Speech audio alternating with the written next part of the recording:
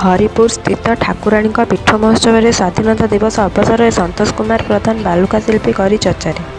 Sukinda block अधीनस्थ हरिपुर ग्राम पाख ठाकुराणी पीठ में आज माँ को पूजा अर्चना जोरदार होगा सहित बहु श्रद्धालुओं भीड़ लगी रही बेले आज 75तम स्वाधीनता दिवस अवसर में ठाकुराणी पीठ में हरिपुर बासिंदा बालुका शिल्पी संतोष कुमार प्रधान बाली में देश उद्देश्य मानचित्र तिरंगा पताका दृश्य सहित देशपाई बलिदान होता महापुरुषों चित्र करथिबा बेले एपरी बाली में सुंदर कारुकार्य देखि स्थानीय अंचल बसी बालुका शिल्पी संतोष कुमार प्रधान को बहु साधुवाद देइछन्ति।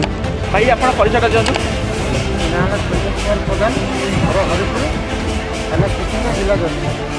भाई आपण एटी केते मसला बालुका बालुका शिल्पी आपण भाई आछन 5 मसला कोले पूरी रे